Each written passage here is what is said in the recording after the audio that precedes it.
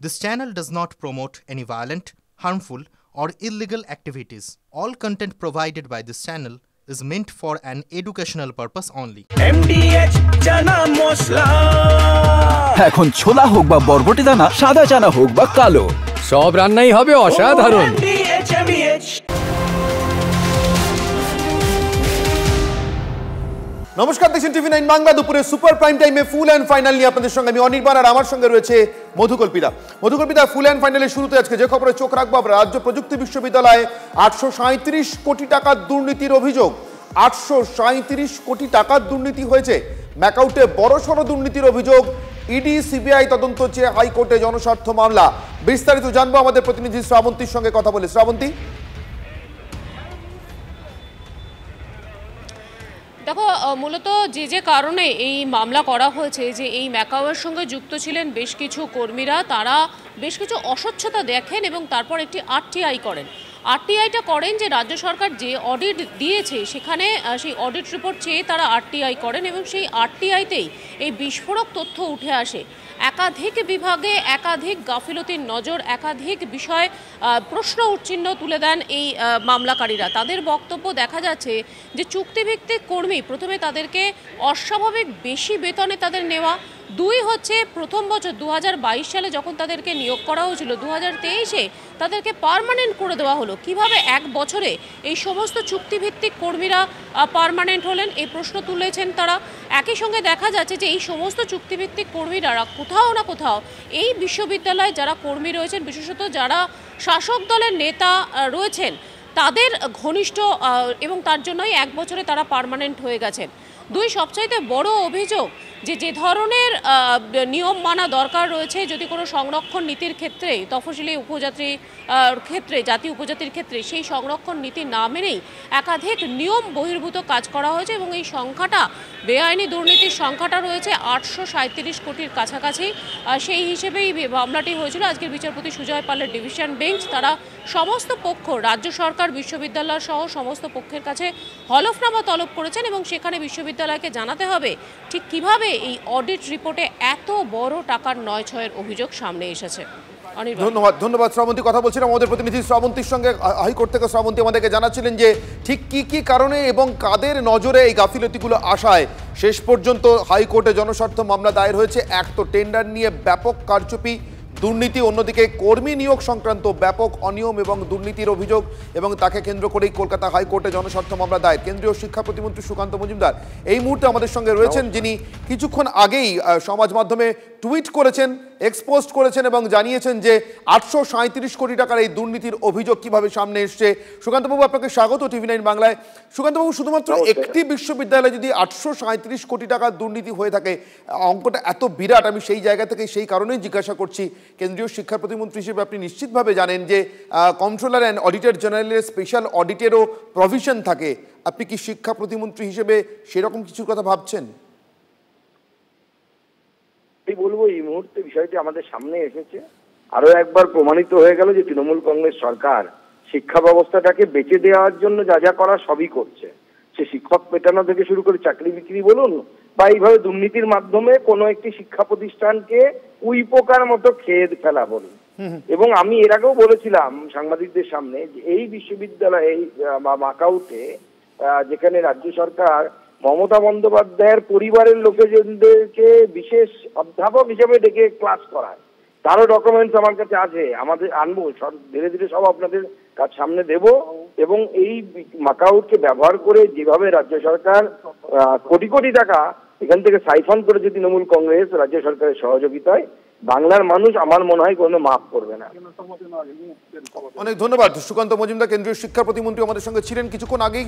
সুকান্ত বাবু যে টুইট করেছেন, একবার সেই টুইটটাও আমাদের সামনে রাখতে বলবো। এই 837 কোটি টাকার দুর্নীতির অভিযোগ সামনে আসার পর এবং সেই অভিযোগে জনস্বার্থ মামলা দায়ের হওয়ার পর কেন্দ্রীয় শিক্ষা প্রতিমন্ত্রী গোটাটা জানিয়ে কিছুক্ষণ আগেই সমাজ মাধ্যমে টুইট করেন এবং যে জনস্বার্থ মামলা দায়ের হয়েছে তার প্রাথমিক যে দুর্নীতির অভিযোগগুলো, যেগুলোর উপর ভিত্তি করে এই মামলা দায়ের হয়েছে, সেগুলোকেও সামনে আনেন। তরুণজ্যোতি তিওয়ারি, আইনজীবী এবং বিজেপির মুখপাত্র, তিনি আমাদের সঙ্গে কথা বলেছেন। কি বলেছেন এই প্রসঙ্গে একবার শুনে নেব। অভিষেক বন্দ্যোপাধ্যায়ের ঘনিষ্ঠ একটা সলিসিটর ফার্ম, সেই সলিসিটর ফার্মের নামও আসছে এখানে, তাদেরকে 50 লক্ষ টাকা ম্যাকআউট পেমেন্ট করে দিল ফিস বাবদ, কিন্তু কোনো রকম টিডিএস কাটা হয়নি। তো এই পুরো ইস্যুটা নিয়ে প্রায় 820 কোটি টাকার ওপর, 823 কোটি অ্যান্ড সামথিং টাকার ইরেগুলারিটি স্টেট গভর্নমেন্টের অডিট ডিপার্টমেন্ট পেয়েছিল। 21-এর লিস্টে যাদেরকে কন্ট্রাকচুয়াল বলে দেখিয়েছিল, 22-এর লিস্টে তাদেরকে রেগুলার টিচার দেখিয়ে দিয়েছে। মানে এনআইএফকেও তাদের র্যাঙ্কিংয়ের জন্য ভুল তথ্য দিয়েছিল। টোটাল ইরেগুলারিটি, টোটাল ইলিগ্যালিটি এবং পাবলিক ফান্ড ডিফলকেশন হচ্ছে। আরও মজার বিষয় হচ্ছে বিভিন্ন কলেজ যেগুলো আছে সেখানে রেজিস্ট্রেশন ফিস ঠিকঠাক কালেক্ট করা হচ্ছে না, তার ফলে পাবলিক এক্সচেকারে ওটা বিশাল লস হচ্ছে। এই পুরো বিষয়টা নিয়ে যে মামলাটা ছিল, মহামান্য বিচারপতি কলকাতা হাইকোর্ট ডিভিশন বেঞ্চ মামলাটা শুনেছেন এবং প্রত্যেক পক্ষকে বলেছেন যে তাদের এফিডেভিট ফাইল করার জন্য পুজোর পর মামলাটি আবার থাকবে।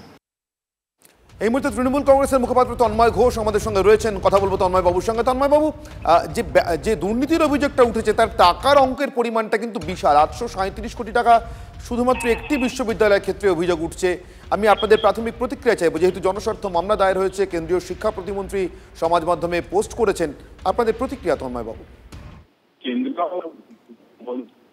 তিনি পোস্ট করেছেন, উনি পোস্ট করার কিছুক্ষণ পর পোস্ট এডিট করেন বা ডিলিট করেন, সুতরাং ওনার সামাজিক মাধ্যমে পোস্টে সেই গুরুত্ব আছে বলে আমি মনে করি না। মামলা করেছেন যাদের মনে হয়েছে তারা মামলা করেছেন, গণতন্ত্রে মামলা করার অধিকার সবার আছে। দুর্নীতির অভিযোগ এনেছে মানুষ, আগে প্রমাণ করুন। এরকম একটা অভিযোগ তো নির্বাচনের আগে আসতেই থাকে, কিন্তু একটাও প্রমাণিত হয় না, সেটা চলতে থেকে বোঝা যায় যে রাজনৈতিক জিনিস। দেখা যাক এক্ষেত্রে যদি কোনো। অনেক ধন্যবাদ। তন্ময় ঘোষ আমাদের সঙ্গে ছিলেন, তৃণমূল কংগ্রেস মুখপাত্র।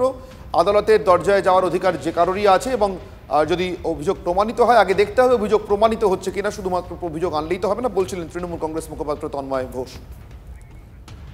আর এই মুহূর্তে আমরা যে খবরের দিকে নজর রাখতেই হচ্ছে আমাদের, আগামীকাল রয়েছে চন্দ্রনাথ সিনহার জামিন মামলার শুনানি, যেমনটা আমরা জানা যাচ্ছে। সেই খবরের পাশাপাশি আরো একটি আপডেট আমাদের নজর রাখতে হবে। একাধিক কাল ফের চন্দ্রনাথ সিনহা জামিনের আবেদনের যে শুনানি, সেই শুনানি রয়েছে। তার আগেই অ্যাকশন মোডে ইডি, কারামন্ত্রীকে ঘিরতে জাল বিছাচ্ছে এবারে কেন্দ্রীয় এজেন্সি। বীরভূমের মুরারই, ইলামবাজার, ইডির অভিযান চলছে বিভিন্ন জায়গায়। প্রাথমিক নিয়োগ দুর্নীতির তদন্তে মুরারইয়ে পাইকারে, সেখানে কৃষি বিভাগের সহ অধিকর্তার অফিসে কেন্দ্রীয় এজেন্সি। আমাদের সঙ্গে সরাসরি রয়েছেন আমাদের প্রতিনিধি সুজয় রয়েছেন আমাদের সঙ্গে এই মুহূর্তে। সুজয়ের কাছে চলে যাবো। সুজয়, তোমার কাছে লেটেস্ট কি আপডেট রয়েছে? ইডির আধিকারিকরা তারা এই মুহূর্তে আবারও ময়দানে নেমে পড়েছে।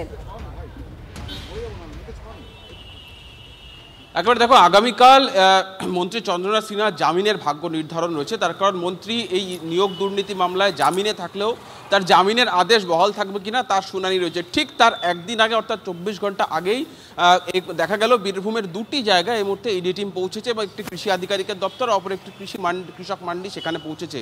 কেন পৌঁছেছে, যেটা ইডি সূত্রে জানা যাচ্ছে যে এই চন্দ্রনাথ সিনহা তার বয়ানে একাধিক জায়গায় বলেছেন যে তার আয়ের মূল উৎসই কিন্তু কৃষিকাজ এবং কৃষিকাজ সংক্রান্ত ব্যবসা। তাই সেই যে তথ্য তিনি স্টেটমেন্টে বা বয়ানে দিয়েছেন তার সঙ্গে বাস্তবে মিল রয়েছে কিনা সেটা খতিয়ে দেখতেই বীরভূমে, অর্থাৎ তার জেলায় যে কৃষি আধিকারিকের দপ্তর রয়েছে সেখানে পৌঁছেছেন ইডি আধিকারিকরা এবং মূলত তারা দেখতে চাইছেন যে এই যে কেন্দ্র এবং রাজ্যের কৃষকদের জন্য যে সমস্ত প্রকল্পের টাকা, সরকারি প্রকল্পের টাকা রয়েছে, সেই প্রকল্পের টাকা সঠিক সময় তার কাছে যেত কিনা এবং তার বাইরে যেটা তার প্রাপ্য তার বাইরে কোনো টাকা যেত কিনা, অর্থাৎ প্রভাব খাটিয়ে তার কাছে বেশি টাকা গিয়েছে কিনা, এবং তার পাশাপাশি যিনি যে পরিমাণ জমি বা কৃষিকাজ সংক্রান্ত জমি তার রয়েছে বলে দাবি করতেন সেগুলো সঠিক কিনা তা একেবারে খাতায় কলমে মিটিয়ে দেখতেই কিন্তু ইডি আধিকারিকরা সেখানে পৌঁছেছেন। সেখান থেকে আজকে তারা নথি সংগ্রহ করবেন এবং যদি গড়মিল পাওয়া যায় তাহলে কিন্তু আগামীকাল আদালতে এই তথ্যগুলি হাতিয়ার করে ইডি তার জামিনের বিরোধিতা করবে, অর্থাৎ তার জামিনের আদেশ বহাল করে তারা নিজেদের হেফাজতে চাইবে। সেই কারণে আজকে ইডির এই তল্লাশি অভিযান অত্যন্ত গুরুত্বপূর্ণ বলেই মনে করা হচ্ছে। একেবারেই ধন্যবাদ সুজয় তোমাকে, তুমি আমাদের সঙ্গে থাকো। এই মুহূর্তে আরো একটি আপডেট আপনাদের জানাই, শিক্ষাক্ষেত্রে নিয়োগ দুর্নীতির তদন্ত, সেই তদন্তে তাজ্জব এবার ইডির গোয়েন্দারা। কেননা কেন্দ্রীয় প্রকল্প ব্যবহার করে দুর্নীতির কালো টাকা সাদা করা হয়েছে। বিস্তারিত জানবো, আমাদের প্রতিনিধি সুজয় রয়েছে।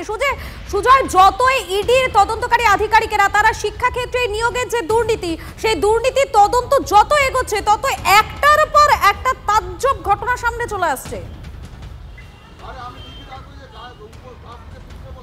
একেবারে দেখো, আয়কর রিটার্নের ক্ষেত্রেও ভুল তথ্য দিয়েছিলেন এই চন্দ্রনাথ সিনহা, বা তার স্ত্রী আয়কর রিটার্নেও ভুল তথ্য বা কারচুপি করেছিলেন। কিভাবে কারচুপি করেছিলেন? নোটবন্দিকে হাতিয়ার করে 2016-17 যে অর্থবর্ষ, 17-18 যে অর্থবর্ষ, সেখানে একটা হিসাব দেখানো হয়েছিল যে তার একটি রাষ্ট্রায়ত্ত ব্যাংকের অ্যাকাউন্টে 44,35,000 টাকা জমা পড়েছে।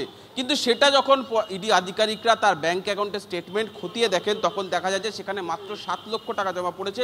বর্ধিত 35 লক্ষ টাকার হিসেব বাড়তি দেখানো হয়েছে ওই তালিকায়। কিন্তু এবং সেই হিসেবটা দেওয়ার কথা ছিল 2017-18 অর্থবর্ষে, সেই 17-18 অর্থবর্ষে সেই হিসেবটা দেওয়া হয়নি। দেওয়া হয়েছে কবে? 2022 সালের অর্থবর্ষে সেই টাকার হিসেব দেওয়া হয়েছে। কখন দেওয়া হয়েছে? ইডি সূত্রে জানা যাচ্ছে যখন এই নিয়োগ দুর্নীতি নিয়ে হাইকোর্টে একের পর এক মামলা করালো এবং জনস্বার্থ মামলা হলো, ঠিক সেই সময় যখন তদন্ত সিবিআইয়ের হাতে গেল, তার আগেই ওই হিসেবটা দেওয়া হলো। অর্থাৎ প্রায় 10 বছর পুরনো আয়করের হিসেব দেওয়া হচ্ছে 10 বছর পরে, এবং সেখানেও কারচুপি বা সেখানেও প্রায় 35 লক্ষ টাকার হিসেবের গড়মিল। এই তথ্যটা কিন্তু অত্যন্ত গুরুত্বপূর্ণ। আরও একটি তথ্য ইডি সূত্রে আমরা জানতে পারছি যে এই যে মন্ত্রী চন্দ্রনাথ সিনহা, তিনি 2016-তে কেন্দ্রীয় আয়কর দপ্তর বা কেন্দ্রীয় সরকার যে একটি প্রকল্প ঘোষণা করেছিল, যেখানে অঘোষিত অর্থ যদি 45% জরিমানা দিয়ে জমা দেওয়া হয়, তাহলে সেই টাকা, কালো টাকা সাদা হয়ে যাবে। সেক্ষেত্রে প্রায় 90 লক্ষ টাকা জরিমানা দিয়ে 2 কোটি টাকার হিসেব জমা দিয়েছিলেন এই মন্ত্রী চন্দ্রনাথ সিনহা। সেই তথ্য ইডি জানতে পেরেছে। ফলে পরতে যে এই একাধিক ক্ষেত্রে দুর্নীতি, সেইটাকে হাতিয়ার করে আগামীকাল তার জামিনের যে আদেশ বহাল রয়েছে সেটা খারিজ করে নিজেদের হেফাজতে চাইবে, তেমনটা ইডি সূত্র মারফত জানা যাচ্ছে। একেবারেই ধন্যবাদ তোমাকে সুজয়।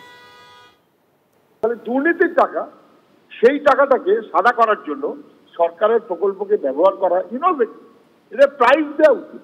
এইরকম তৃণমূলে একা চন্দ্রনাথ না, আরো অনেক, এবং যত বড় নেতা তত বড় এইরকম আনঅ্যাকাউন্টেড মানি, দুর্নীতির টাকা, তারপর তাকে ব্যবহার করা ভয়ানক ভাবে এই সমাজটাকে কলুষিত করার জন্য। কেন্দ্রীয় সরকার হচ্ছে by the tip, of the tip, for the tip. যদি ইডির এই দাবিও সত্যি মেনে নিতে হয়, আসলে ইডি জানে মানি ট্রেল প্রমাণ করতে পারবে না। ইডি জানে ওদেরকে কাজে লাগানো হয়েছে বিরোধী নেতা নেত্রীদের হেকেল করার জন্য, হেনস্থা করার জন্য। তার জন্য সুপ্রিম কোর্টে গেলে ভর্ৎসনা খায়, তার জন্য সুপ্রিম কোর্ট ধিক্কার জানায়। আজ আলিপুর আদালতে শুরু হবে এসএসসির নিয়োগ দুর্নীতি মামলার বিচার প্রক্রিয়া। পার্থ চট্টোপাধ্যায়, সুবীরেশ ভট্টাচার্য, এসপি সিনহাদের বিরুদ্ধে শুরু হবে বিচার প্রক্রিয়া। ইতিমধ্যে 8 জন সাক্ষীর নাম আদালতে জমা দিয়েছে সিবিআই। আদালতে আজ শুরু হবে সাক্ষ্য গ্রহণ। অবিলম্বে নিয়োগের দাবিতে ফের পথে চাকরি প্রার্থীরা। করুণাময়ী থেকে এসএসসি ভবন অভিযান, 2023-এর টেট পরীক্ষার্থীদের। কথা বলবো আমাদের প্রতিনিধি দীক্ষার সঙ্গে। এই মুহূর্তে রয়েছেন আমাদের সঙ্গে। দীক্ষা, কি বলছেন এই মুহূর্তে চাকরি প্রার্থীরা? তারা আবার পথে নেমেছেন, আবারও নিয়োগের দাবি করছেন। সরকারের দিক থেকে এখনো কোনো সাড়া আছে কি? দেখো, এটা 2023-এর নিয়োগ বলবো না, 2016-র যারা পরীক্ষা দিয়েছেন, অর্থাৎ যারা 2016-তে চাকরি হারিয়েছেন প্যানেল বাতিলের জন্য, এবং সুপ্রিম কোর্ট যেখানে ভার্ডিক্ট দিয়েছে যে যোগ্য যারা তারা আবার পরীক্ষায় বসতে পারবেন, এবং আমরা দেখেছি তার ভিত্তিতেই গত 7 তারিখ এবং 14 তারিখে 2 দফায় নবম, দশম এবং একাদশ, দ্বাদশ শ্রেণীর পরীক্ষা হয়েছিল, এবং সেটা সুপ্রিম কোর্টের নির্দেশে। এবং তখন যারা যোগ্য প্রার্থী তাদের পাশাপাশি মুখ্যমন্ত্রীর ঘোষণা মতন বেশ কিছু শূন্য পদের ফ্রেশার ক্যান্ডিডেট তারা পরীক্ষা বসেছিলেন। সেই ফ্রেশার ক্যান্ডিডেটের আজকে দাবি হচ্ছে তাদের যে, অর্থাৎ যারা এই 7 বছর বা 8 বছর চাকরি করেছেন 2016-তে পরীক্ষা দেওয়ার পরে, তাদের পরীক্ষার জন্য যে 10 নম্বর এক্সপিরিয়েন্সের জন্য যে 10 নম্বর গ্রেস দেওয়ার কথা সুপ্রিম কোর্ট ঘোষণা করেছেন, সেই গ্রেস তারা আগে কোনো মতে ইন্টারভিউর হাতে দেওয়া যাবে না। ইন্টারভিউর পরে সেই গ্রেস নাম্বার দিতে হবে। অর্থাৎ এটা পরীক্ষা দেওয়ার পরে তারা নতুন করে আন্দোলন শুরু করলেন। ফ্রেশার্স ক্যান্ডিডেট যারা 2016-র সঙ্গে যারা 2016-র সাথে পরীক্ষা দিয়েছেন তাদেরকে, তাদের বক্তব্যটা একটু শুনে নেব।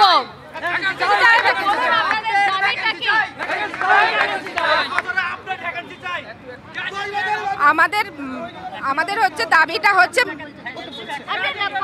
আচ্ছা, আমাদের দাবিটা হচ্ছে যে আমরা ভ্যাকেন্সি আপডেট চাইছি, কারণ আমরা 1 লক্ষ ভ্যাকেন্সি চাইছি। আপনারা 2016 যারা পরীক্ষার মানে প্যানেল বাতিল হয়েছিল, সেই যারা বাছাই করে দিয়েছিল সুপ্রিম কোর্ট, তাদের সঙ্গে আপনারা পরীক্ষা দিয়েছেন। শূন্যপদ যেহেতু মুখ্যমন্ত্রী বাড়িয়েছিলেন, এখন আপনারা পরীক্ষা দেবার পর ভ্যাকেন্সি বাড়াতে বলছেন, এবং আপনারা বলছেন 10 নম্বর এখন বাড়ানো যাবে না, সেটা কেন? 10 নম্বর যদি ওদের সাথে আমরা পরীক্ষাটায় বসেছি ঠিকই, 10 নম্বরে যদি ওদেরকে দেওয়া হয়ে যায় তাহলে আমরা কেউই ইন্টারভিউ ডাক পাবো না। কারণ ওরা সুপ্রিম কোর্টের ভার্ডিক্ট ছিল, ওদের এক্সপেরিয়েন্সের ভিত্তিতে ওদেরকে 10 নম্বর বেচতে হবে। সেটা দেখ কিন্তু সেটা ইন্টারভিউর আগে না, ইন্টারভিউর পরে হবে। ইন্টারভিউ হচ্ছে এখানে যেটা বলছেন যে শূন্য পদ বাড়াতে হবে, অর্থাৎ 1 লক্ষ শূন্য পদ বাড়াতে হবে এবং যারা 2016 সাথে যারা প্যানেলে বাতিল হয়েছিল, পুরো প্যানেলটা বাতিল হয়েছিল সুপ্রিম কোর্টের নির্দেশে, এবং সেখানে যাদেরকে পরীক্ষা দিতে পারবেন বলে তারা যখন বললেন, একেবারে দীক্ষা এবং এদের কথার মধ্যে একটা অত্যন্ত গুরুত্বপূর্ণ ইঙ্গিত আছে। এরা এখনো পর্যন্ত বলছেন যে তাদের সঙ্গে দাগিরাও পরীক্ষায় বসেছেন, যে দাগিদের পরীক্ষায় বসার নিষেধ ছিল, সুপ্রিম কোর্টের রায় ছিল। এদের দাবি যদি সত্যি হয় তাহলে তারা কিন্তু বলছেন যে দাগিরা পরীক্ষায় বসেছেন এবং সুপ্রিম কোর্টের গ্রেস মার্কের ওই নির্দেশকে কাজে লাগিয়ে দাগিরাও তাদের সঙ্গে একই সঙ্গে গ্রেস মার্ক পেয়ে ইন্টারভিউতে ডাক পেয়ে যাবেন, এটাই এদের আশঙ্কা। তাই তারা ইন্টারভিউ পার করার পরই গ্রেস মার্ক দেওয়ার দাবি জানাচ্ছেন। অদ্ভুত দাবি এবং একই সঙ্গে অত্যন্ত ইঙ্গিতপূর্ণ দাবি। তাহলে কি যে আশঙ্কা করা হচ্ছিল দাগি মুক্ত হলো না এসএসসির পরীক্ষা, নবম দশম এবং একাদশ এবং দ্বাদশে পরপর 2 রোববার যারা পরীক্ষা দিলেন তাদের মধ্যে দাগিরা রয়েই গেলেন সুপ্রিম কোর্টের নির্দেশকে উপেক্ষা করে? এদের দাবি সত্যি হলে কিন্তু সেটাই মানতে হয়। ধন্যবাদ দীক্ষা। যে সিট সংখ্যা ওরা দেখাচ্ছে সেই সিট সংখ্যায় আগের আমরা কোনো সাবজেক্টে দেখছি আগের থেকেও কমে গেছে, ম্যাথামেটিক্সের মতো সায়েন্সের সাবজেক্টগুলো আগের থেকেও কমে গেছে এবং 10 বছরে যে হারে বাড়ার কথা সে হারে বাড়েনি। তো আমাদের আজকে যে দাবি সিট সংখ্যা বাড়াতে হবে। 2 নম্বর হলো এই যে 60-এর মধ্যে পরীক্ষা দিয়ে তারা 80-র মধ্যে রেজাল্ট পাবলিশ করছে, তো সেটাও আমাদের একটা দাবি যে 60-এর মধ্যে পরীক্ষা 60-এর মধ্যে রেজাল্ট পাবলিশ করতে হবে।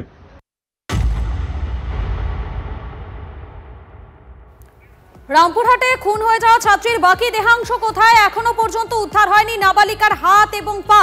পুলিশি তদন্তে আস্থা নেই পরিবারের, সিবিআই এর দাবি করছেন তারা। হিমাদ্রি রয়েছেন, সরাসরি চলাবো।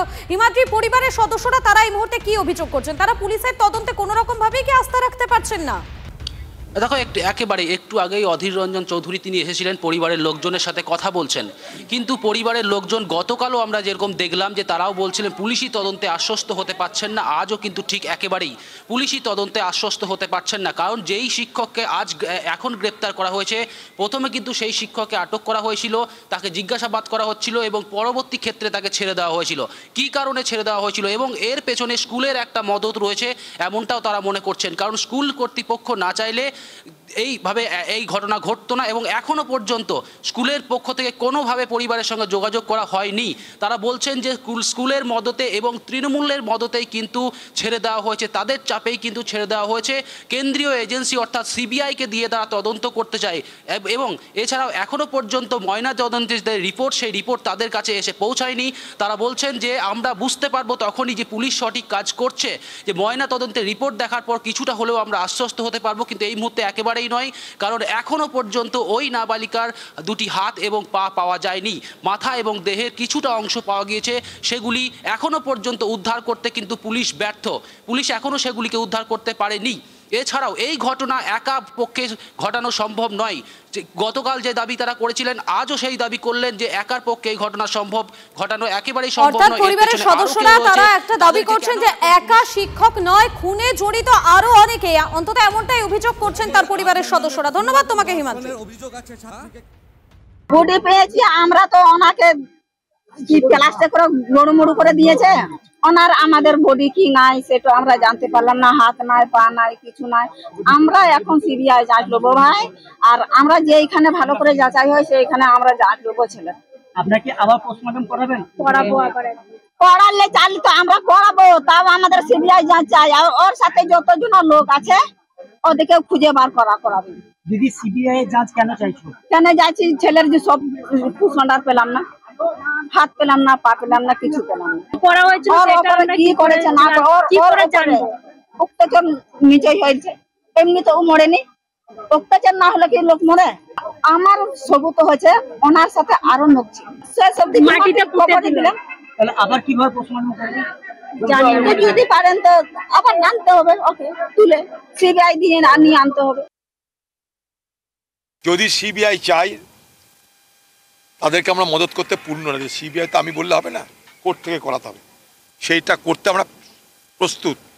তার আগে যদি প্রশাসন পারে তাদের আস্থা বিশ্বাস অর্জন করুক।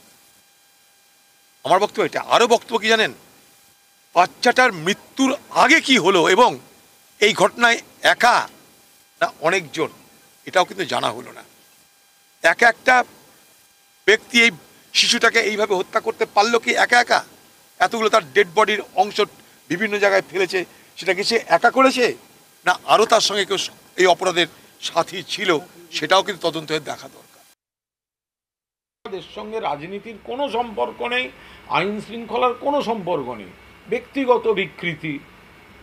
যুগে যুগে আমরা এই ধরনের খারাপ ঘটনা, এটা মানুষের বিকৃতি। আপনি কি করবেন? পাশের লোকটাই বা কি করবে? একজনের মনে কি আছে আপনি বুঝবেন কি করে? একজন শিক্ষক হয়ে ছাত্রীকে এই ধরনের অত্যাচার করে মেরে বডি কেটে, এটা কি? এতে পুলিশ ব্যবস্থা নিচ্ছে, অ্যারেস্ট করেছে, ব্যবস্থা নিচ্ছে।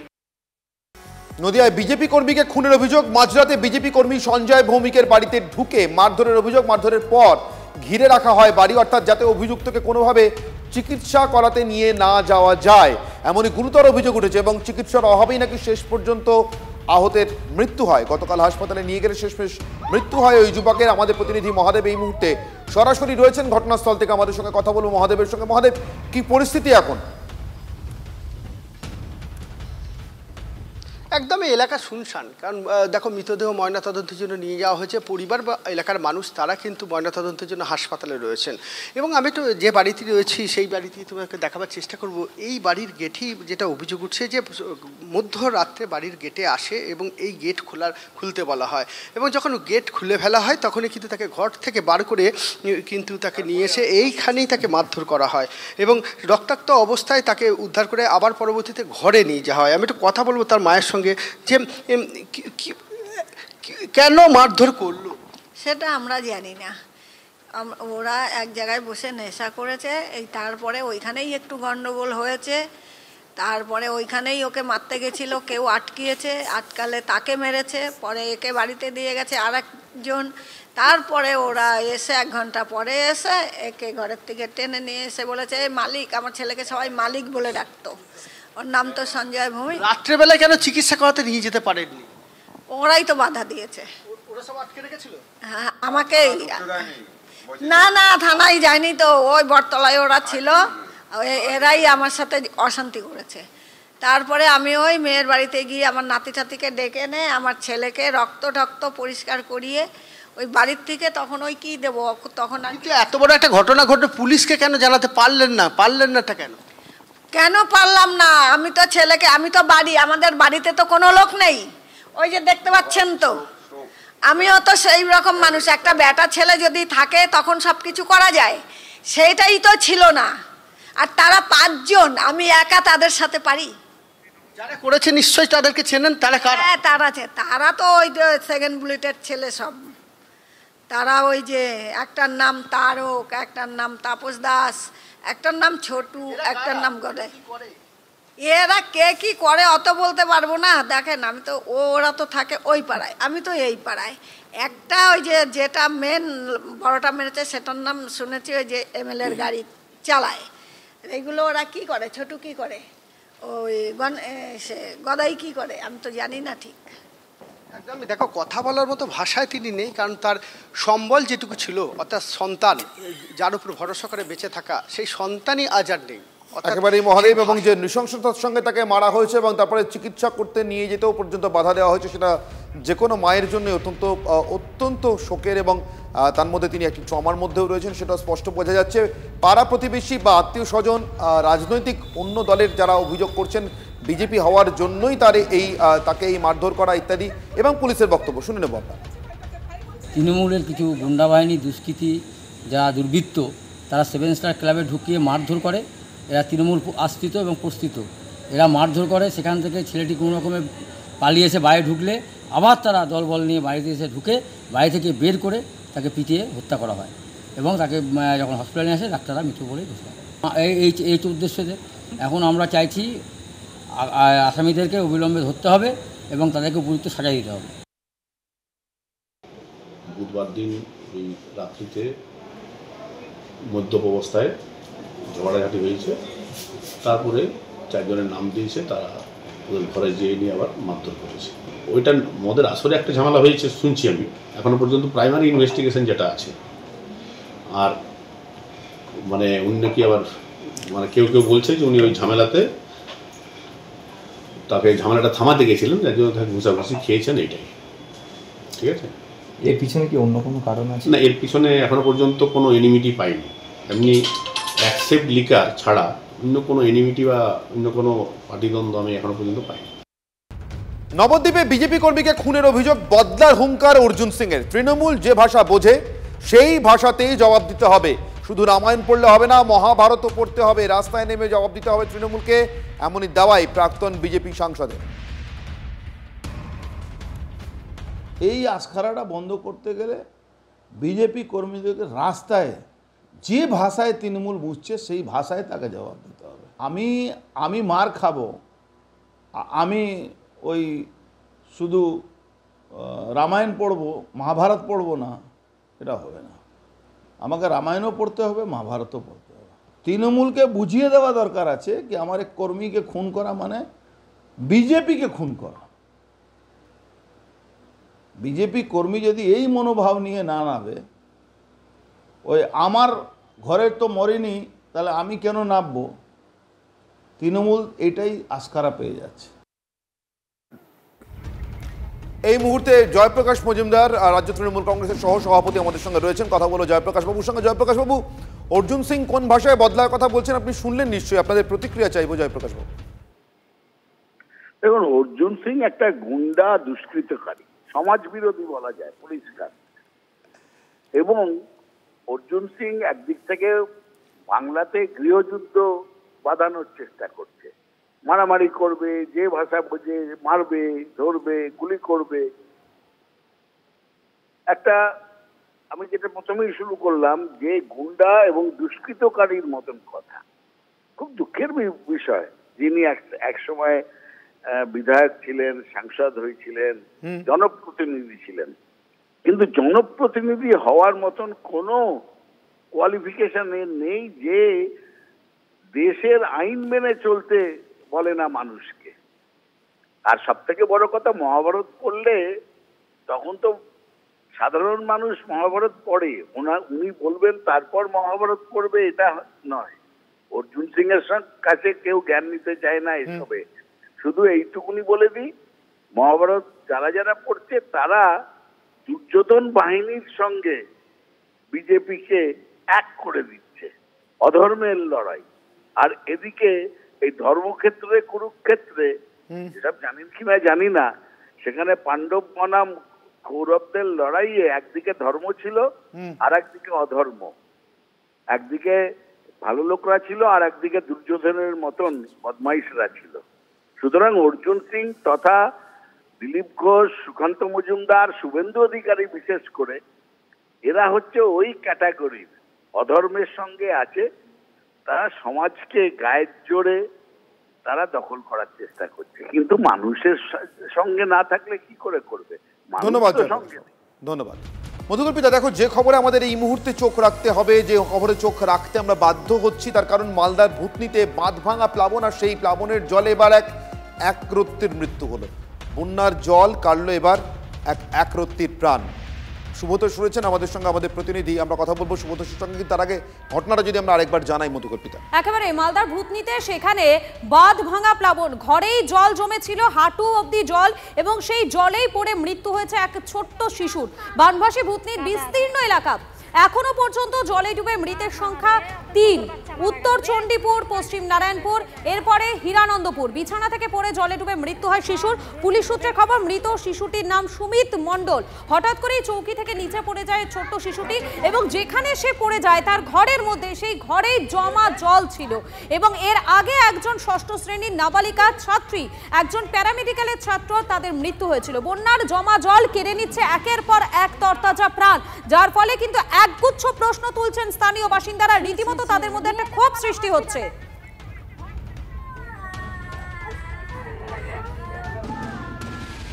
এনডিআরএফ টিমকে কল করি, কিন্তু এনডিআরএফ টিম আসেনি। না আসার ফলে আমাদের গ্রামবাসীরাই জাল নিয়ে এবং নৌকা নিয়ে এবং সাঁতার কেটে কেটে খোঁজাখুঁজি চালু করে খোঁজাখুঁজি চালু করার পরে আমরা প্রায় 1 ঘন্টা পরে তার মৃতদেহ পেয়েছি। বন্যার সময় ইমার্জেন্সির কাজ কি?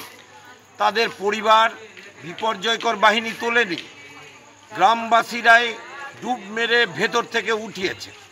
তারপর হচ্ছে যে তার দেহটাকে বাড়ি নিয়ে গেছে, তারপর হচ্ছে ওখান থেকে নৌকা করে নিয়ে এসছে। কেন? রাতের বেলা সাপ কাটতে পারে, ওখানে সব বিষাক্ত সাপ আছে। তাহলে বিপর্যয়কর বাহিনী কি কাজ আছে? কেন ব্লক প্রশাসন, জেলা প্রশাসন উদ্যোগ নেবে না? সরাসরি চলে যাবো, আমাদের প্রতিনিধি সুব্রতোষ রয়েছেন। সুব্রতোষ, বছরের পর বছর একটাই সমস্যায় ভুগছেন এখানকার বাসিন্দারা, জমা জল, বাঁধ ভাঙা, প্লাবন। প্রশাসন কি করছে? তারা কি কিছুই দেখতে পাচ্ছে না? একদমই তাই, এখানে এসে অন্ততপক্ষে তাই মনে হচ্ছে। কারণ আমি এই মুহূর্তে জলবন্দী এলাকা, যে এলাকার মধ্যে একেবারে দুর্গম এলাকা, এটা ভূতনির সংকটটোলা এলাকাতে রয়েছি। এবং এখানে বাঁধ ভেঙে যাওয়ার পর, প্রথমবার যে বাঁধটা ভাঙে, সে বাঁধটা ভাঙার পরে এবারে পুরোটাই জলমগ্ন। এবং একের পর এক বাড়ি, মানে আমার আশেপাশেই প্রায় 50টা থেকে 60টা বাড়ি আছে পরপর, সেখানে কিন্তু প্রত্যেকটা বাড়ি জলের তলায়, এবং তারা ছাদে আশ্রয় নিয়েছে। আর ছাদে আশ্রয় নিয়েছে, কেউ মানে বাইরে বেরোনোর সুযোগটা নেই। এবং কেউ এখনও পর্যন্ত টানা প্রথমবার বাঁধ ভাঙার পর এখনও পর্যন্ত কেউ খাওয়ার পর্যন্ত দিতে আসেনি। কোনো ত্রাণের ব্যবস্থা নেই। কেউ কোনো মতে ছাতু বা জমানো যে চিড়ে রয়েছে ঘরে, তারা তাই দিয়ে মানে খেয়ে কোনো ক্রমে দিন গুজরান করছে। কি অবস্থা আপনাদের? দাদা, আপনাদের অবস্থাটা কি অবস্থায় আছেন? কি অবস্থায় আছেন? এখানে আসুন, এখানে একটু আসুন। আপনারা তো দেখতে পাচ্ছেন কি অবস্থাতে আছি আমরা, যেটা আর বলারই কি আছে আমাদের। এই অবস্থাগুলো দেখে কি আর বলতে পারবো? 3 দিন ধরে খানা খাওয়ার নাই, না জলে আমরা কোথাও যেতে পারবো না, জল আসছে আমাদের জন্য, আমরা এক মুষ্টি অন্ন আসবে আমাদের জন্য, সেটাও নাই। আমাদের বয়স্ক মা বাপ যারা চলাচল করতে পারবে না, এখানে কোনো নৌকার ব্যবস্থা নাই। এইভাবে যে বন্যা আসলো, আমরা ভাবলাম কি বন্যা আসবে না, আবার বন্যা আসলো। সামনে তো পুজো, এই পুজোর সময় তো অন্য উৎসব, পুজোর জন্য 1,10,000 টাকা করে বড় বড় বাজেটকে দেওয়া হচ্ছে। আপনারা কি অবস্থায় আছেন? আমাদের জন্য কোনো কিছুই আসেনি। আমরা যে অবস্থাতে আছি, আমরা তো কিছু যোগাযোগও করতে পারিনি, কিছু জানতেও পারিনি কি আসছে না আসছে, টাকা না পয়সা না ধন না রত্ন। আপনার পুজো কেমন কাটাবেন? পুজো এই অবস্থাতে পুজো আর কি করে কাটানো যায় দাদা? আপনারা বলেন, পুজো কি করে কাটাবো আমরা? এই বৃদ্ধ মা বাপকে নিয়ে কোথায় যাবো আমরা বলেন? এই অবস্থাতে আছি, কোথায় গেলে আমরা পাবো পুজো কাটাবো? না কারো কাছে গিয়ে আমরা ভিক্ষা চাইবো, সেটাও তো যোগাযোগের নাই আমাদের। কি চলারই তো অবস্থা আমাদের শেষ আছে। এখানে যে আমরা আছি, এখানে দেখেন আমরা কিভাবে আছি অবস্থাটা, আপনারাই দেখেন। এই যে বয়স্ক লোকগুলো, কাকে কোথায় নিয়ে যাবো? না নৌকার ব্যবস্থা, না কিছুর ব্যবস্থা আছে আমাদের জন্য, না একটু অন্নটাও তো আমরা পাই না। যে অবস্থাতে আমরা আছি কিনা দাদা, অনেক কষ্টে আছে জানেন, দিলটা ফেটে যায়। কি অবস্থায় রয়েছেন আপনারা? আমাদের দেখুক একবার, কি অবস্থায় রয়েছেন আপনারা?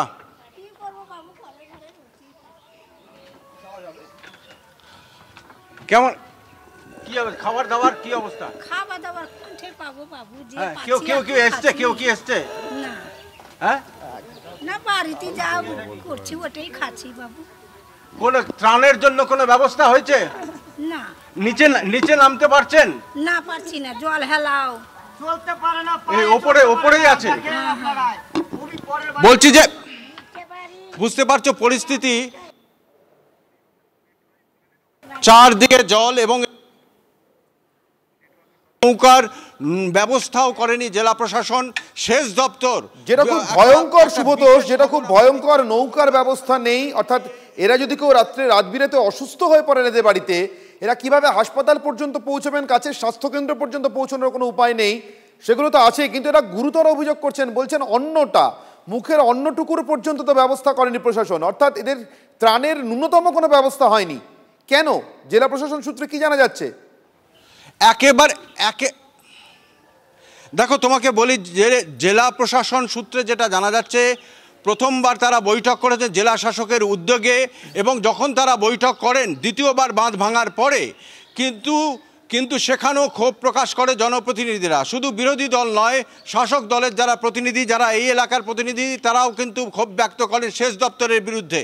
পরিস্থিতি এমন, এই খবরটা আমরা প্রথমবার ব্রেক করছি, যে এখন এই ভূতনিতে কিন্তু সেচ দপ্তরের কর্তারা আর কেউ নেই।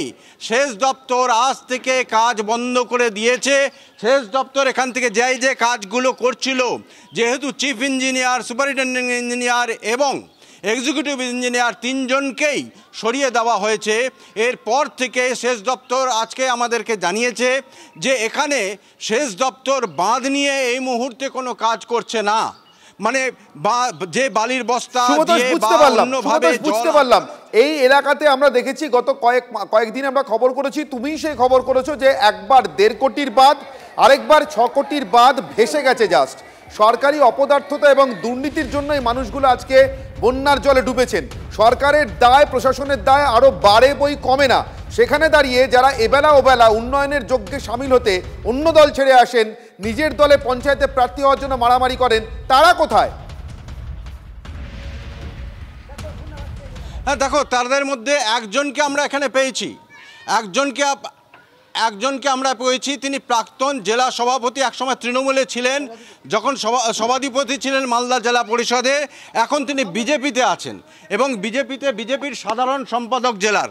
আপনি এখানে আপনারও তো একটা দায় বর্তায় যে এই এলাকার মানুষদেরকে, যেহেতু এলাকাটা আপনার এবং আগামী দিনে মানিকচকে বিধানসভায় লড়ার একটা প্রস্তুতিও তৈরি করছেন, তো সেখানে কি ব্যবস্থা, এইরকম হাহাকার কেন? এই সরকার তো হাইকোর্ট সুপ্রিম কোর্টকে মানে না, এ তো লুট চালাচ্ছে ভূতনিতে ত্রাণের নামে। আর বালির বস্তার বাঁধ দিয়ে 3-4বার বাঁধ দিয়েছে। একটা কাটা বাঁধ দক্ষিণ চণ্ডীপুরে 1,35,00,000-এর, সেটা কেটে গিয়ে জল ঢুকলো। আবার কালুটনটোলা এবং পশ্চিম রতনপুরে 4,95,00,000 টাকার বাঁধ দিয়েছে, সেখানেও সেই বাঁধ ভেঙে জল ঢুকছে ভূতনি। 3টা অঞ্চল 1.5-2 লক্ষ লোকের বসবাস, 4বার গত 2 মাসে 4বার জল ঢুকেছে। অথচ পর্যাপ্ত পরিমাণে এইখানে ত্রাণ থেকে শুরু করে খাওয়া, ত্রিপাল, ওষুধ, গোখাদ্য, বাচ্চা কাচ্চার মেডিসিন থেকে শুরু করে, ড্রাই ফুড থেকে শুরু করে, চাইল্ড ফুড থেকে শুরু করে কিচ্ছু সাধারণ মানুষ পাচ্ছে না। বলছি যে কেন পাচ্ছে না ওরা? এই সরকার ত্রাণের নামে লুট করছে। আপনিও তো একসময় শাসক দলের ছিলেন, শাসক দলের প্রতিনিধি ছিলেন, মালদা জেলা পরিষদের সভাধিপতি ছিলেন এবং সভাধিপতি থাকা খুব গুরুত্বপূর্ণ পদ। সেখানে আপনারা এই ব্যবস্থাটা করেননি কেন? তখন সেচ দপ্তর কি করছিল? তখন কিন্তু দেখুন, একটা কথা বলছি, তখন ভাঙন হতো না তখন। আর এখন এই সরকার ভাঙনের নামে লুটরাজ চলছে ভূতনিতে, প্রচুর টাকা আত্মসাৎ করছে, পরিকল্পনাবিহীন কাজ করছেন। যখন আমরা ছিলাম ওনাকে একটা কথা জিজ্ঞাসা করা যায়, ওরা তো ভোটে লড়তে চাইছেন সুব্রতোষ, উনি তুমি বলছিলে যে ওনার বিধায়ক আসনে লড়বারও ইচ্ছে আছে, দলগতভাবে ওরা তো লড়বেনই। তো ওরা 26-এর বিধানসভা নির্বাচনে এই রাজ্যে সরকার পরিবর্তন যদি হয়, ততক্ষণ পর্যন্ত কি ভূতনির মানুষকে ভেসে থাকতে বলছেন? বিজেপির দায় নেই, রাজ্যের বিরোধী দলের দায় নেই, কটা নৌকা করে ত্রাণ নিয়ে গেছেন ওরা দল থেকে। সরকার পরিবর্তন যতক্ষণ পর্যন্ত হবে না, ততক্ষণ পর্যন্ত এরা কি জলবন্দী অবস্থায় এরকম ভেসে থাকবে? সরকারের কোনো পরিকল্পনায় এদের রক্ষা করার, ভূতনিকে শেষ করার কাজ করে আছে এই সরকারের।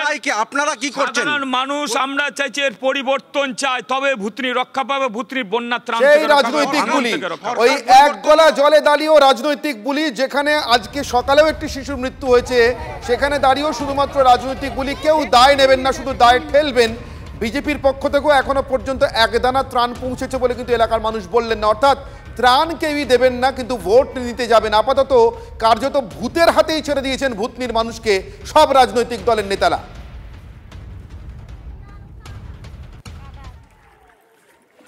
আর এই মুহূর্তে আপনারা দেখতে পাচ্ছেন শুধুমাত্র মালদার ভূতনি নয়, এর আগের ছবি দেখাচ্ছি, বিরাটির কথা আপনাদের মনে থাকবে, সেখানেও একইভাবে ঘরের মধ্যে জমা জল, সেই জমা জলে পড়ে মৃত্যু হয়েছিল এক শিশুর।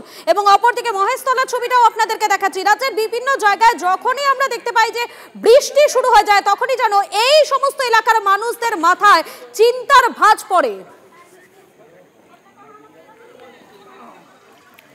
আর অপরদিকে কংসাবতীর জলের তোড়ে পার ভাঙল সেচ খালের।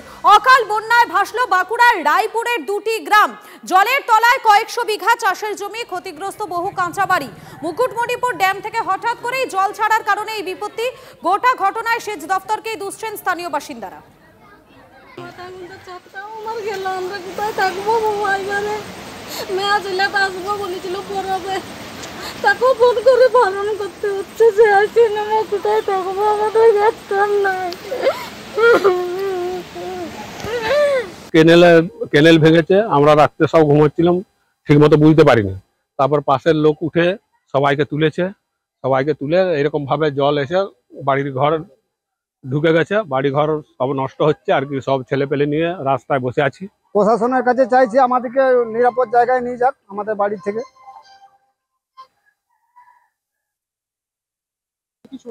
আমার বাড়ির চারপাশে জল, ঘরের মধ্যেখানেও জল। যা তাড়াতাড়ি জিনিসপাতি বার করেছি, বাকি জিনিস সব রয়ে গেছে, কোনো জিনিস বার করতে পারিনি। ঘরে জল হয়ে গেছে এক কোমর, এই জন্য আমরা সব বাচ্চা টাচ্চা নিয়ে, হাঁড়ি কাঁথা সব কিছু নিয়ে এইখানে ফাঁকে এসেছি, তাও ঘরের সব জিনিস বের করতে পারিনি। কতটা জল রয়েছে বাড়ির মধ্যে? এক কোমর। না, ওটা বাড়িটা বাস করা যাবে না, জলটা কমে গেলে বাড়িটা অটোমেটিক বসে যাবে, ভেঙে যাবে। ভিডিওর স্টাফ এসেছিল, অমুক করব তমুক করব, কিন্তু প্রশাসনের কোনো হেলদেন নেই, এখনো পর্যন্ত কেউ আসেনি। সে আসছে প্রশাসনের লোক, কিছু কিছু ফটো তুলছে, চলে যাচ্ছে, বলছে সব কিছু খাওয়া দাওয়ার আমরা ব্যবস্থা করছি, বলছে সব টিম আসছে, এখনো পর্যন্ত কোথাও কিছু আসেনি। আর এবারে আমরা নজর রাখবো উত্তরবঙ্গের দিকে, কেননা সেখানে পাহাড়ে টানা বৃষ্টিতে সেবক রেলগেটের কাছে ভেঙে পড়লো একটি গাছ পড়ে বন্ধ রয়েছে 10 নম্বর জাতীয় সড়ক। আজ এবং আগামীকাল উত্তরবঙ্গে ভারী বৃষ্টির একটা সতর্কতা দেওয়া হয়েছে। 10 নম্বর জাতীয় সড়কের ছবি আপনাদেরকে দেখাচ্ছি। যে জায়গাতে গাছ ভেঙে পড়েছে তার ফলে কিন্তু যথেষ্ট সমস্যায় পড়তে হচ্ছে অন্তত এই রাস্তা দিয়ে যারা যাতায়াত করছেন তাদের। দেখতেই পাচ্ছেন আপনারা সেই ছবি আপনাদেরকে দেখাচ্ছি এই মুহূর্তে। সেবক রেলগেটের কাছে ভেঙে পড়েছে গাছ, যার জেরে বন্ধ রয়েছে 10 নম্বর জাতীয় সড়ক। আর এবারে পুজোয় কি অসুর গভীর নিম্নচাপ? আবহাওয়া দপ্তরের পূর্বাভাসে তেমনটাই উদ্বেগ বাড়ছে। তৃতীয়ায় বঙ্গোপসাগরে সেখানে নিম্নচাপ সৃষ্টির পূর্বাভাস। নিম্নচাপের জেরে দুর্যোগের জোর একটা আশঙ্কা করা হচ্ছে। আমাদের সঙ্গে সরাসরি রয়েছেন আমাদের প্রতিনিধি কমলেশ রয়েছেন। কমলেশ, দুর্গাপুজো, সেই দুর্গাপুজো এবারে অসুর কে হতে চলেছে? নিম্নচাপ, গভীর নিম্নচাপ?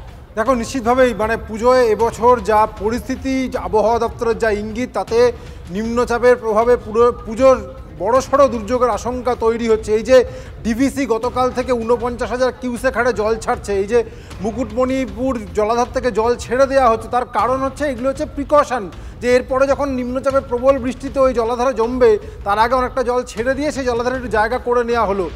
অর্থাৎ এই নিম্নচাপ যেটা আগামী কয়েকদিনের মধ্যে তৃতীয়ার সময় বঙ্গোপসাগরে সৃষ্টি হতে চলেছে এবং সেটা পঞ্চমীতে গভীর নিম্নচাপে পরিণত হবে। এটার প্রভাবে দক্ষিণবঙ্গের অনেক জেলায়, বিশেষ করে উপকূলের জেলা, পশ্চিমাঞ্চলের জেলা, আমি দেখাবো একটু ম্যাপে, পিসিআরকে বলবো এখানে ওই ম্যাপ গ্রাফিক্সটা প্লে করতে, তাহলে আমরা বোঝাতে পারবো খুব ভালোভাবে। এটা আমাদের আলিপুর আবহাওয়া দপ্তর এই ম্যাপটা দিয়েছে যে তৃতীয়া থেকে চতুর্থী থেকে দশমী পর্যন্ত কেমন পূর্বাভাস। নীল রঙের অর্থ দক্ষিণবঙ্গে, বুঝতেই পারছো, প্রায় দক্ষিণবঙ্গের 80% এলাকায় যা স্বাভাবিক বৃষ্টি হয় এই সপ্তাহে তার থেকে বেশি বৃষ্টি হতে পারে এবং সবথেকে বেশি বৃষ্টি হবে এই জোনটাতে, অর্থাৎ বঙ্গোপসাগর এবং উড়িষ্যা লাগোয়া যে অঞ্চলটা, উত্তর 24 পরগনা, দক্ষিণ 24 পরগনা, পূর্ব মেদিনীপুর, পশ্চিম মেদিনীপুর এবং খানিকটা ঝাড়গ্রাম, এবং এখানে বাকি যে জেলাগুলো রয়েছে তাতে দক্ষিণবঙ্গের কলকাতা, হাওড়া, হুগলি শহরতলির একটা বড় অংশ এই মধ্যে চলে আসছে। অর্থাৎ এখানে যদি বেশি বৃষ্টি হয়, এবং আমরা দেখছি যে অল্প সময় বেশি বৃষ্টি, এবং আশঙ্কার জায়গা হচ্ছে এটা সেপ্টেম্বর মাস, এই সময় আর জল ধরার জায়গা বেশি নেই,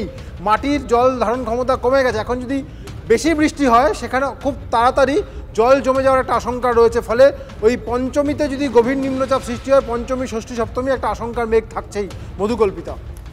অর্থাৎ বোঝাই যাচ্ছে এবারে পুজোর সময় কিন্তু একটা আশঙ্কার মেঘ থাকছে যে বৃষ্টি হতে পারে, অন্তত এমনটাই কিন্তু এখনো পর্যন্ত মনে করা হচ্ছে। ধন্যবাদ তোমাকে কমলেশ।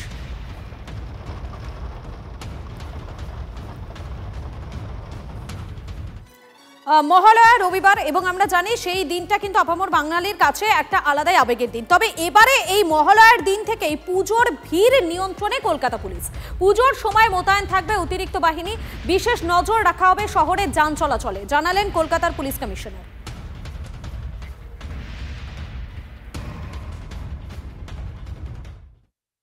আমরা আগামীকাল থেকেই আমাদের কিছু কিছু অ্যারেঞ্জমেন্ট থাকবে অ্যান্ড এইবার পূজার দিন আমরা এক্সট্রা ম্যান পাওয়ার, প্রচুর এক্সট্রা ম্যান পাওয়ার থাকবে। সেইগুলো বিভিন্ন জায়গায় ট্রাফিককে আমরা কিছু দিয়েছি। বড় বড় পূজা কমপ্লেক্স যেখানে ধরুন এইটা মানে এটা পুরো একটা সার্কিট আছে, দেশপ্রেপার, ত্রিধারা, একডালিয়া ট্র্যাডিশনালি। তো এখানে আরও আশেপাশে আরও পূজা আছে। তো এইখানে মানে একটা কমপ্লেক্স হলো, তো এখানে নিশ্চয়ই মানে ট্রাফিক ম্যানেজমেন্ট, জেনারেল সার্কুলেশন যেটা আছে তার জন্য এক্সট্রা ম্যান পাওয়ার থাকবে, এক্সট্রা অফিসার্স দেওয়া হবে, ম্যান পাওয়ার দেওয়া হবে, যথেষ্ট ম্যান পাওয়ার থাকবে। অ্যান্ড শুধু রাত্রি মানে 2-3টের সময় অনেক জায়গায় আমরা পুলিশকে, আমাদের ফোর্সকে স্ট্যান্ড ডাউন দিয়ে দিই, তারপরেও আমাদের ফোর্স যাতে অ্যাভেলেবেল থাকে। যারা রাত্রি মানে 2টো থেকে সকাল 6টা অবধি যাতে হোল নাইট যারা থাকবে ওদের উপর, ওদের সুবিধার জন্য এক্সট্রা পুলিশ এইবার থাকবে।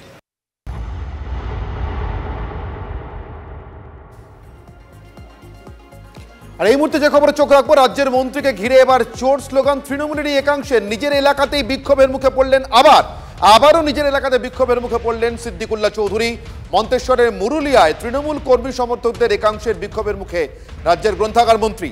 এলাকায় একটি বস্ত্র বিতরণ অনুষ্ঠানে যোগ দেন তিনি। বিজেপির সঙ্গে হাত মিলিয়ে বস্ত্র বিতরণ করছেন মন্ত্রী। এই অভিযোগ দলেরই কর্মী সমর্থকদের একাংশের। আর সেই অভিযোগে এবার বিক্ষোভের মুখে পড়তে হয় সিদ্দিকুল্লাহ চৌধুরীকে।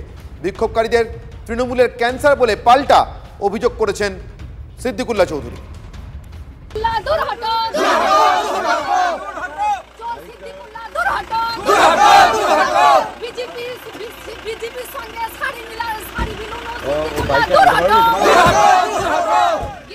নির্বাচিত সদস্য জানে না সেই সিদ্দিকুল্লাহ চোরদের সঙ্গে শাড়ি বিলিয়েছে। দূর হটো।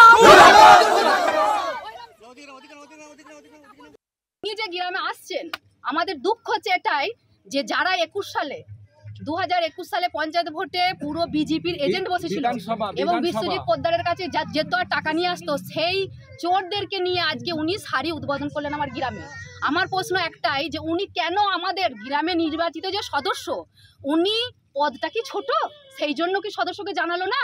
আমাদের কোনো পদ নেই বলে জানালো না? উনি কি মন্ত্রী বলে কি উনার বিশাল পাওয়ার আছে বলে কি উনি নিজে পুলিশ প্রশাসন দাঁড়িয়ে থেকে শাড়ি দিয়ে বেরিয়ে গেল?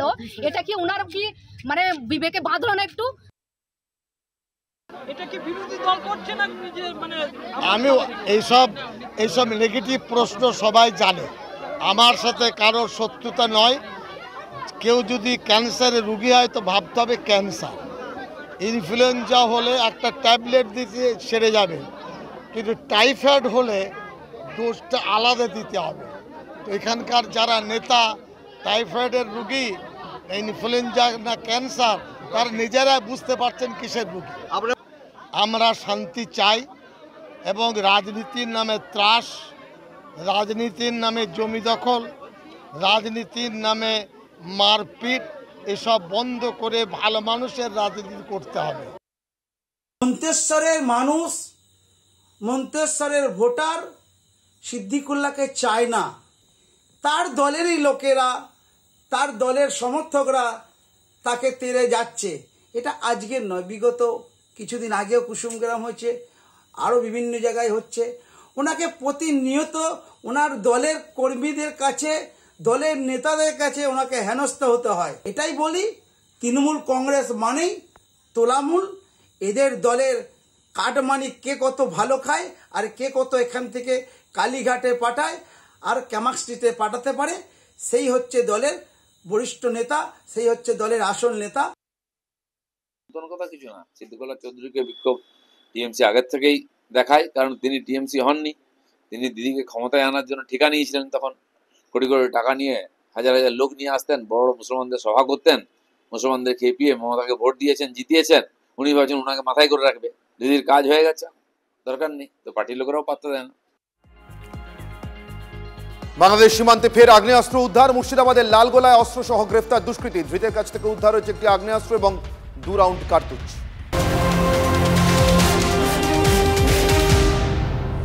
যদি এমডিএইচ কিচেন কিং কিচেনে থাকি তো আমরা যা ইচ্ছে তৈরি করতে পারি। বেগুনের ভর্তা, আলু কপি, ভিন্ডি মশলা, আরো অনেক কিছু।